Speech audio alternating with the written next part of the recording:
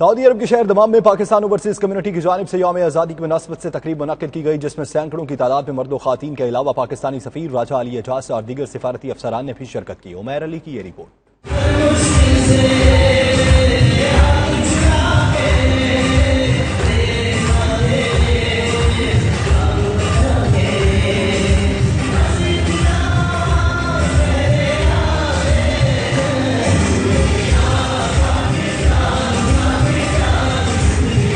سعودی عرب کے شہر دمام میں یوم پاکستان کی مناسبت سے منعقدہ تقریب میں وطن عزیز اور کشمیری عوام سے اظہار یکجہتی کیا گیا۔ تقریب میں بچوں نے مختلف ٹیبلوز پیش کیے، وہیں پر کشمیری بچوں سے اظہار یکجہتی کے لیے بھی قومی نغموں پر پرفارمنس دی۔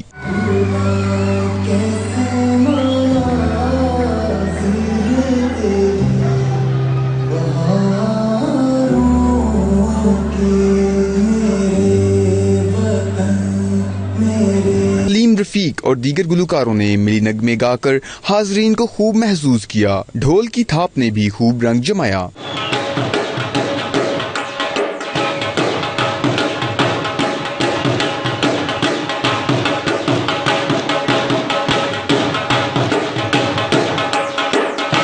تقریب سے پاکستانی سفیر راجہ علی اعجاز نے خطاب کرتے ہوئے کہا، بھارت نہتے اور بے گناہ کشمیریوں پر نہ صرف ظلم و ستم روا رکھے ہوئے ہے، بلکہ ان کو گزشتہ 19 روز سے یرغمال بنا کر انسانی حقوق کی دھجیاں اڑانے میں مصروف ہے۔ عالمی برادری کو بھارت کے گھنونے عزائم کو ناکام بنانے کے لیے کردار ادا کرنا ہوگا۔ 397 اور 35A جو ریووک ہوئی ہے، This is the beginning of the disintegration of India.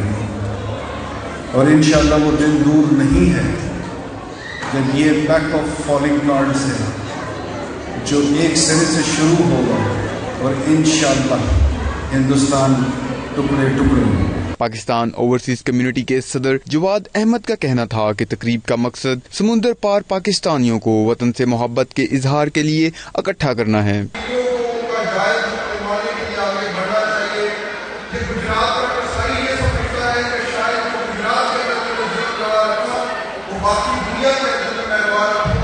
تقریب میں گیم شوز کے ذریعے لوگوں کو انعامات سے بھی نوازا گیا، جبکہ سفارت خانہ پاکستان کے کمیونٹی ویلفیئر اتاشی محمود لطیف اور دیگر نے بھی خطاب کیا۔